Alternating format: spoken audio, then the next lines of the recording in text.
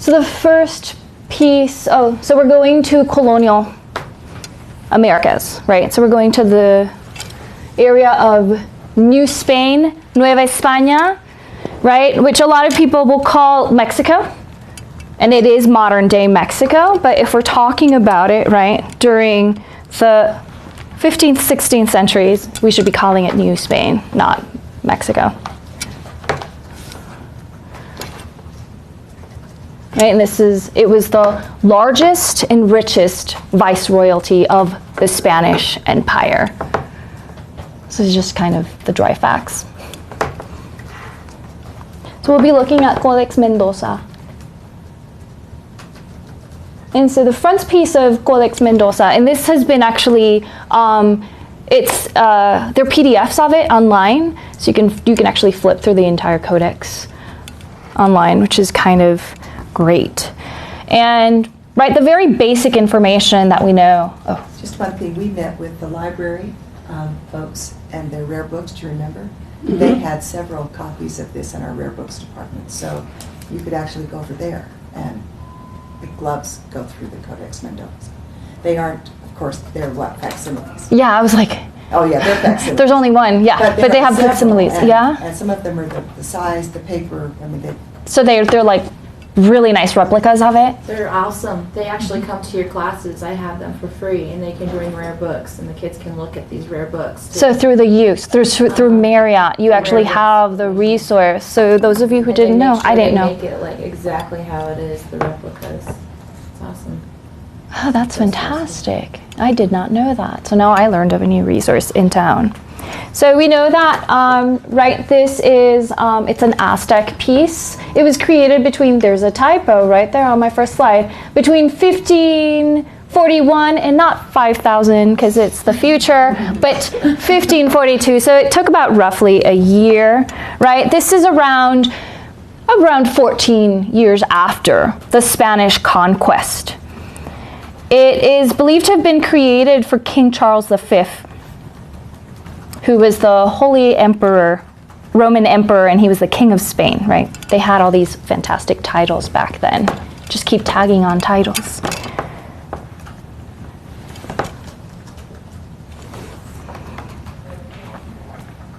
It's a fantastic hybrid object, right? So if we're looking at it, it has both hieroglyphs, right? So it has pictograms on it, but it also has texts in Spanish. And it tells us the history. That's okay. Should I stop?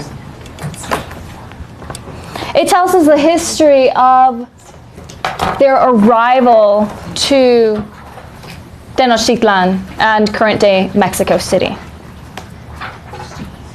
Do you remember why it's titled Codex Mendoza? Where the title comes from, the name? Now I'm testing you. What was your question? Oh, do you remember why it's titled Codex Mendoza? Where the name that it has comes from? So the piece was actually commissioned by the first Viceroy of Spain. And his name is Antonio de Mendoza. And because of him is that we call the Codex Mendoza, right? This piece was made, he commissioned it to be gifted to the king, right? As it was shipped off to Spain, pirates attack the ship, right? And so it's seized and it ends up falling into French hands.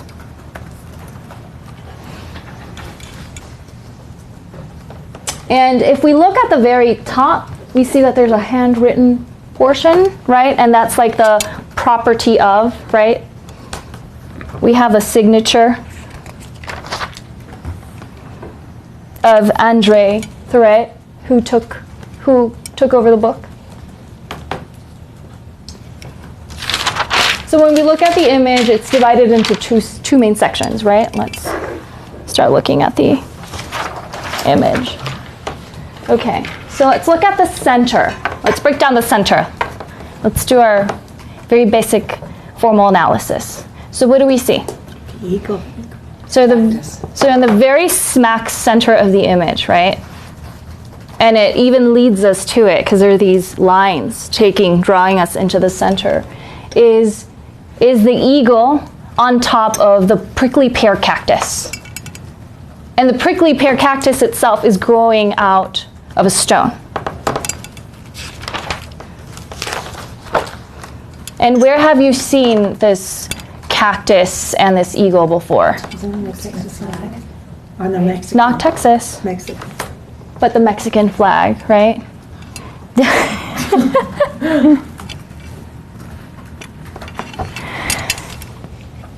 And so here they're showing us where they saw, right, the eagle land, which is where the gods had told them that they should build their capital. Are those quadrants supposed to represent the parts of the city? Yes. So they're quadrants. You're taking me out of order, but that's good. Sorry. No, that's fine. But there are 4 quadrants, right? Quadrants means 4, right? And we have the four canals that lead in and out of the different sections. And why are there 4 quadrants? Do you remember? Why 4? Isn't it for the cardinal points of the compass? Yes. Yes. So it's divided by canals. There's 4 quadrants, and they connect back to this Aztec belief of the way in which the universe was organized. And each part coordinated with the cardinal directions, right? So northeast, southwest. Question.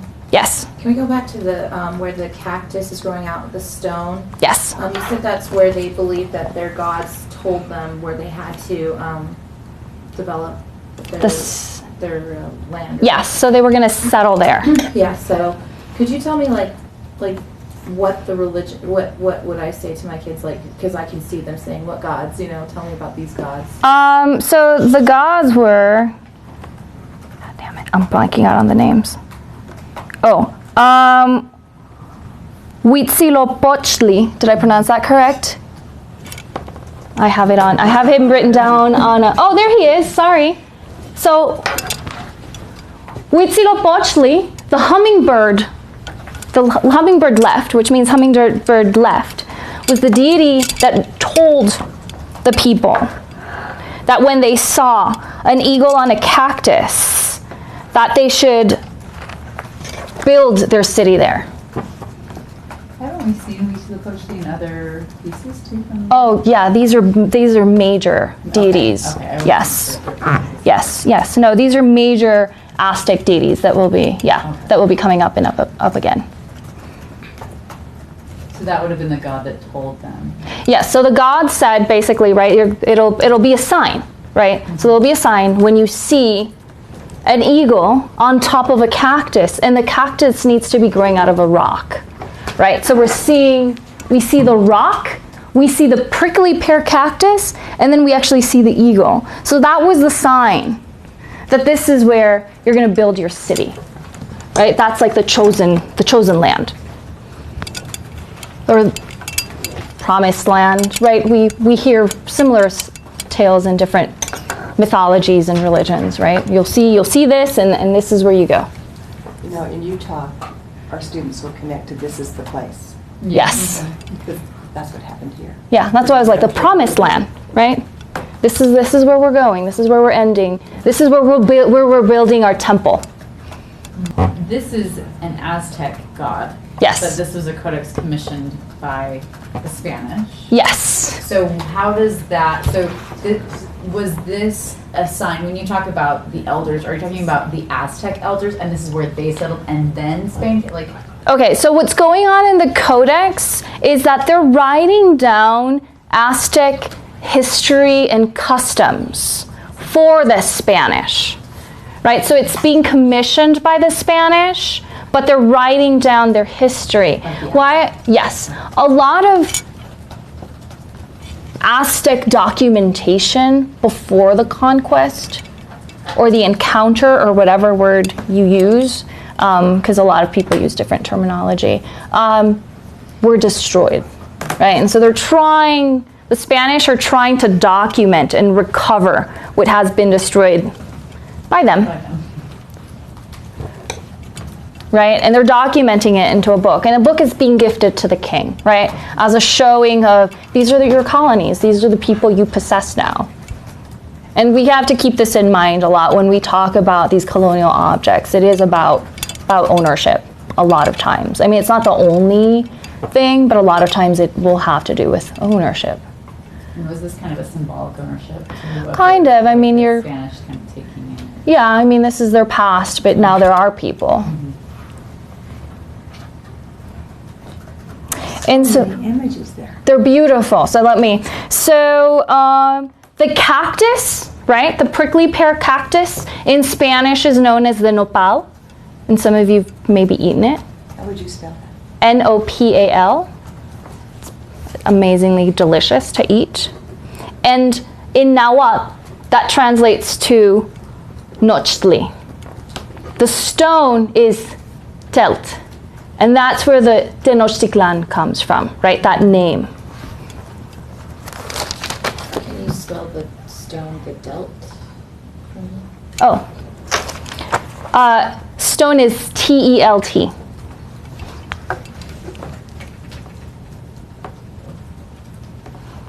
So that name, sorry, the name. The name Tenochtitlan comes from the combination of Nahuatl work, yes. Would you say all three of them one last time? There was the 10, there was the... Oh, it was Nochtli and Telt.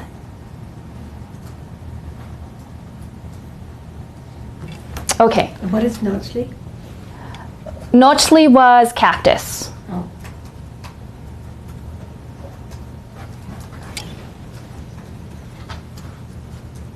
So there are a couple things going on in this image, right?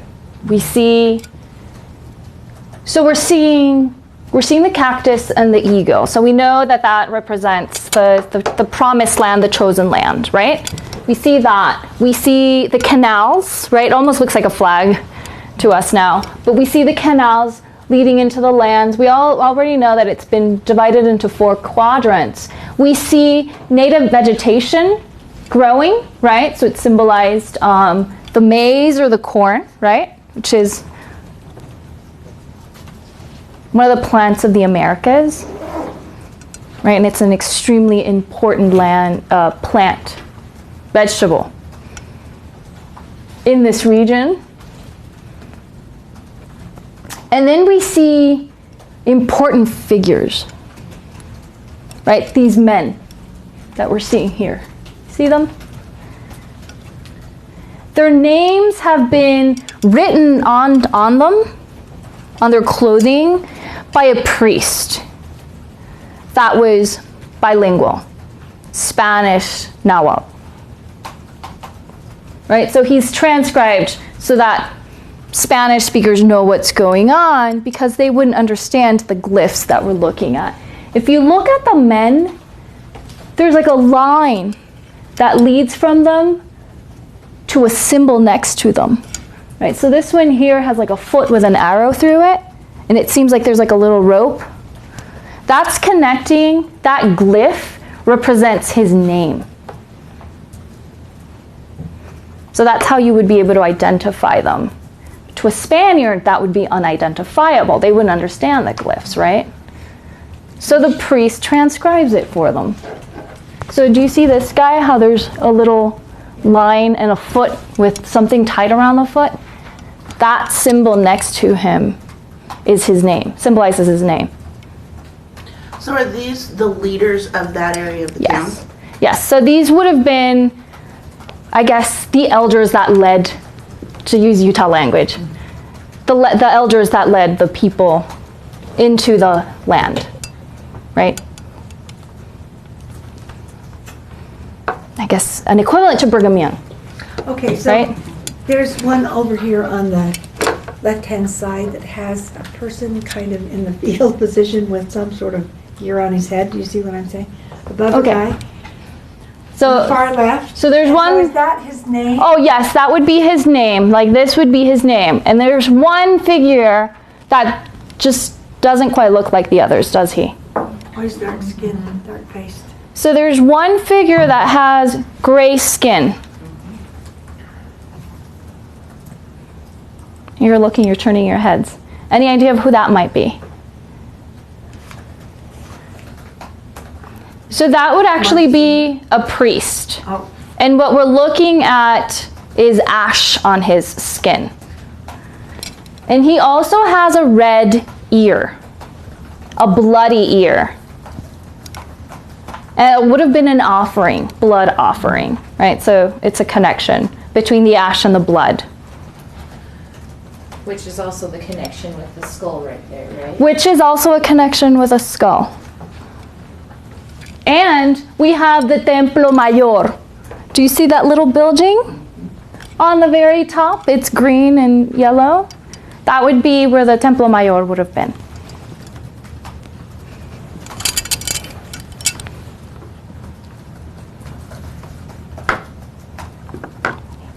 One more question about the names. Why a foot?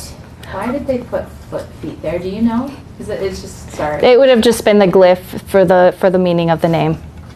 So like whatever the, I don't know, arrow foot, swift foot. I have no idea why they chose a foot. Yeah. It's not, But not all of them are feet. One of them is connected to a tree. the other one looks like a rabbit or some animal. Yeah, and like a cactus, right? So they're different symbols, different names. Is that, the priest has the stone and the cactus, right? The priest has a stone and a cactus. I think it was because, Is that just the flowering fruit? yeah, and I think he had to do with the revelation and helping lead the people, all right? So we're seeing that connection between that central cactus and stone with the priest. So we're seeing 10 men, right? So it's a total of 10 men. There's a part chopped out, who were the leaders that helped bring the people in. Wasn't there something about a snake being devoured too by an eagle? There's supposed to be a snake being devoured by an eagle too. That's the story I've always heard, but in this case there's no snake here. And why is the skull there? The skull has to do with the Templo Mayor. Okay.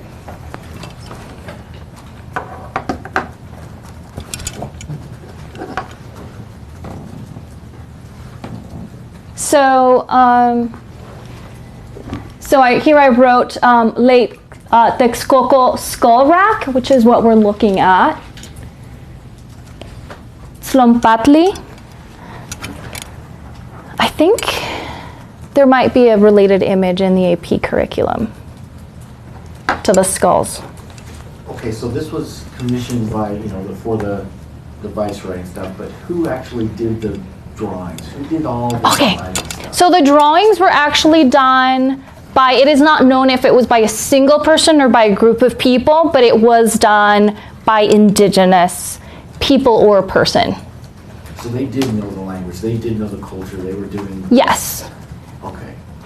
So they would have created similar objects. They would have created similar objects for themselves in the past. These were destroyed by the Spaniards, right, during the Conquest period, during the Conquista.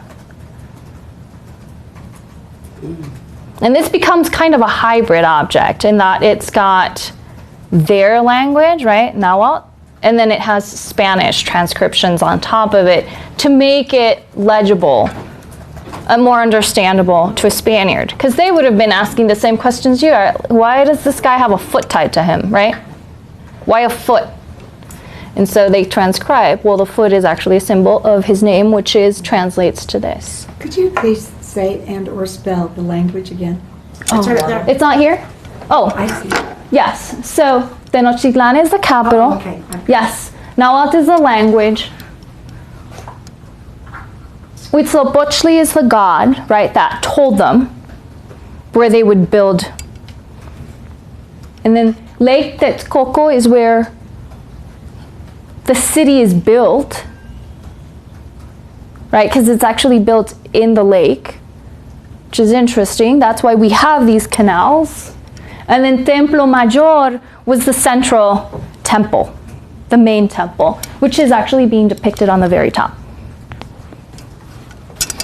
Would this have been intended then to maybe be like a didactic piece, like teaching the Spanish about Aztec culture, or was it just more of a symbol, like this gift that you're talking about? I think it's all of the above, right? So you're documenting history. It's also an aesthetic piece,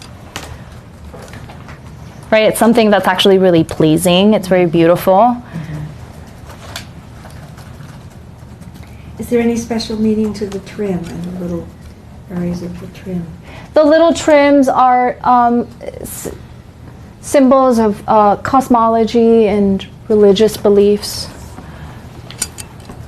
I think I have more slides. That one we saw.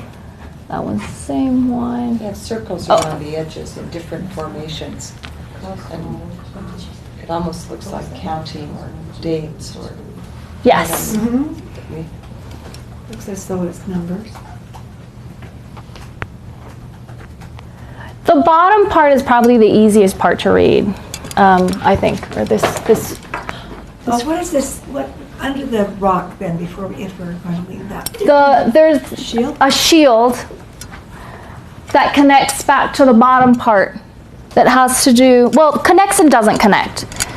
The bottom part has to do with the conquest. The shield on top has to do not with the Spanish conquest, but with the Aztec conquest, right? With them battling and winning battles and taking over other groups of indigenous people, right? So there are two different types of conquests going on within this piece, if you want to use the term conquest, right? Does that make sense? So we have two sets of shields, right, on top and on the bottom, and this one's about their won battles. This one's about their battles with the Spaniards. Does that make sense? I'm confused. Sorry, so the one above is the Aztec conquest? Yes. And the one below is the confrontation with the Aztecs and the Spanish? Yes. Okay. Yeah. Right, so because in order for the Aztecs to become as big and powerful, right, as they were, they had to take over smaller other groups, right? In order for them to reach here and build as massive as a city as they had to take over others. And so that shield under the eagle has to do with their won battles, which is kind of interesting. Then on the bottom, we actually have them depicting their battles with the Spaniards, which we kind of know what happened. Yeah.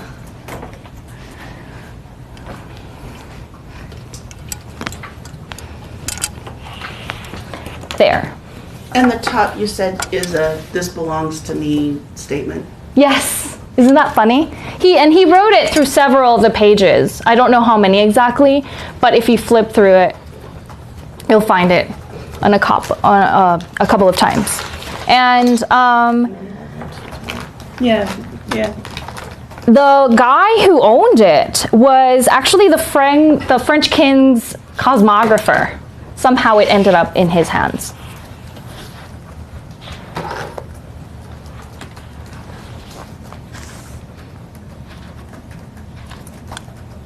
So just to be clear, the Codex was taken, you said, so was it en route from Mexico to Spain? Yeah. And it was taken So when I said it was being shipped, like I mean shipped like in old times, like ship actually on a boat. And pirates attacked the boat, right? So it was shipped off because that's how you transported everything, boats. And so it's shipped off to Spain, and en route to Spain, it gets attacked by pirates, and it ends up in France. Okay. The object currently resides in Oxford, though, which is funny, right? I always love like pointing. I have it in some of them. I think it's a bullet point I have the collections and if things have been moved. Yeah. So it's currently at a library in Oxford, but before that it was in France. It's so interesting to see where these things end up, especially a lot of these colonial objects, right? Because the boats get attacked, so they end up not in the intended country. It's interesting to think about France, and why would France want to purchase this object? Why would someone in France want this? Well, if you're like an intellectual, this would be fascinating. I mean, think about it, right? This is a period of discovery, right? And these are things you don't see in Europe, It's just fascinating to see how they're depicting a history and a map wrapped into a single object. Well, this whole Right. thing seems like the artwork feels like it's about ownership and transfer of ownership. Yeah. Here's the Aztecs saying, hey, we own this little chunk, and then we took over people, and now we own more stuff. Oh, and now we're owned, and now we're writing down all the stuff so that the king can see all the stuff that you now own. And then the French grab it and go, now ours, we own it, and now it's in Oxford. Yeah. Yeah, and I mean, if you were a cosmographer, you'd be kind of interested in things that they're also writing about, like their cosmology and their history, right? These things all tie in. And think about 15th, 16th century Europe. It's very prestigious for you to be collecting items of the Americas and for you to show people that you own these. Exotic was cool. It was very cool. And they collected all sorts of items, right? Here we have a book, but things such as what would have been considered at the time exotic bird feathers, right? Rocks, right? They're obsessed with categorizing and understanding the universe, but also of owning these rare items that nobody else has. It's prestige, wealth, right? You can say, I have the money to acquire something that none of you can, because you can't afford it, right? Yeah, and we see that with all, right? We see this with the Temple of Zeus being in Munich. We see this with, like, the pieces from the Parthenon in London. And I'm thinking the Renaissance, too, is a moment of go to the past and gain from what they knew, but then add your new technological knowledge, skill to become even greater, than what was before. I mean, although there's several different cultures we're talking about at the same time, but it's still the connection to the past and the present that makes you better. Mm-hmm. And they're really interested in because of looking at the past, right? In Europe, you've had ancient Greece and Rome, right? And they're trying to see if it's not quite as historically separated quite yet, but they're trying to figure out what an equivalent to that history would have been in America, right? And to them, then, it's the history of the Aztecs. I mean, this city was built in 1325. Right, so it's roughly 200 years later that this gets drawn, right? So it's been a couple hundred years. And that's something that will fascinate the Spaniards, that I'll bring up probably, if I remember. I'm like looking at my notes hoping I don't forget to say certain things. There's like a lot of things that I want to say, right? The Templo Mayor, this is Lake Texcoco, right? So this is, we see here, this is a beautiful map. Khan Academy has it on their website, on the Templo Mayor entry, but you can find like a really nice high resolution one if you just do a Google image search, because theirs is really bad. But I really loved the map. I thought, I'm not going to think of finding a better one, so I'll just use theirs.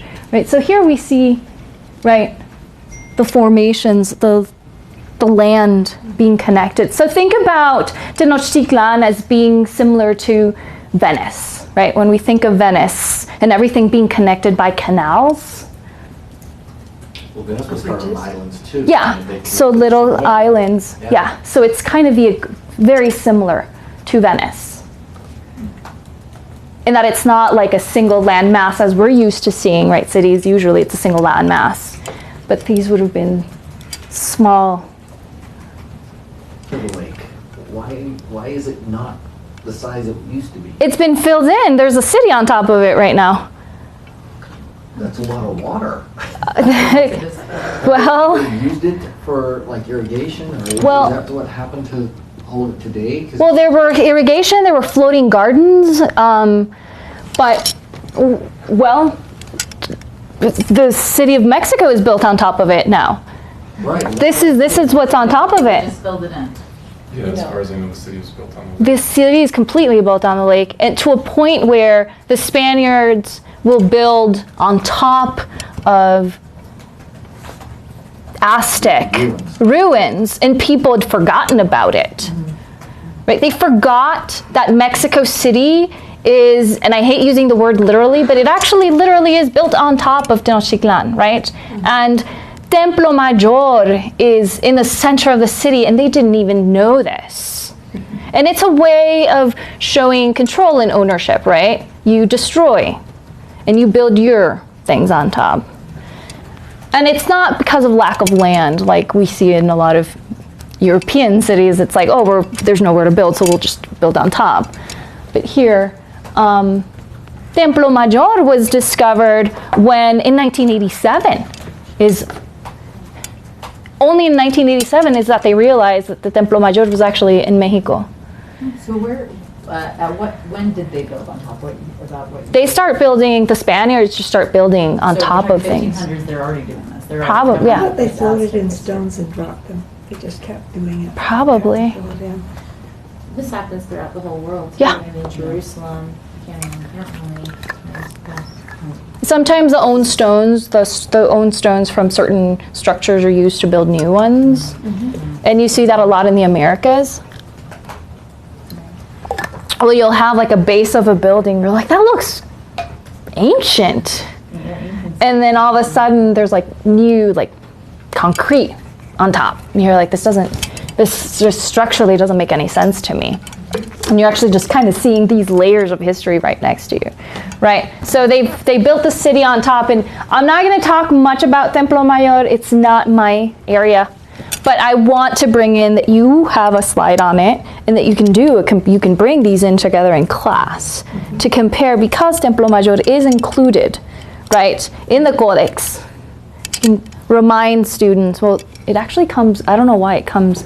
Templo Mayor is a few areas, content areas later, but you can bring it in. What date was it discovered again? 1987. Okay. Oh my.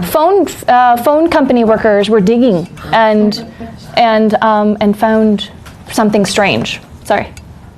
No, about to go deeper into the codex, because there are plenty of illustrations.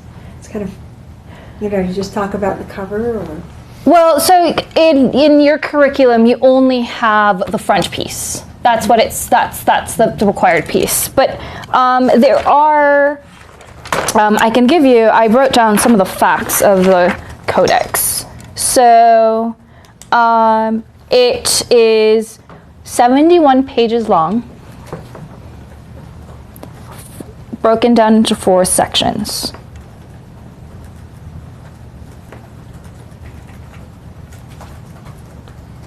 So just let me know when I should.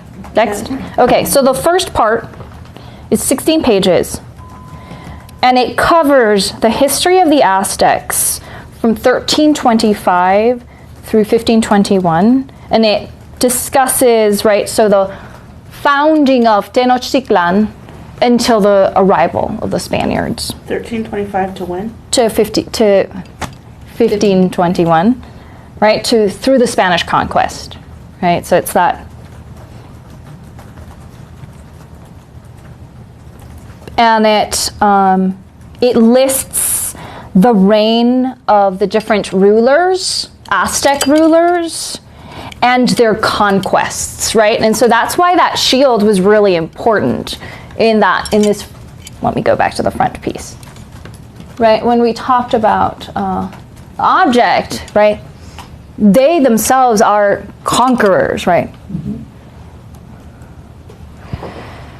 The second part is 39 pages total, and it lists the towns that were conquered by a group known as the Triple Alliance, and the tributes that they gathered during these conquests.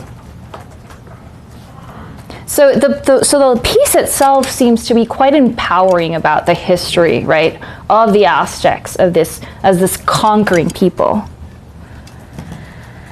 And then the third part is 16 pages long, And it is a pictorial depiction of the daily lives of the Aztecs.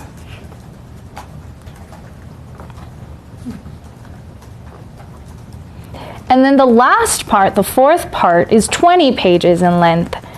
And it is an encoded accounting of their wealth.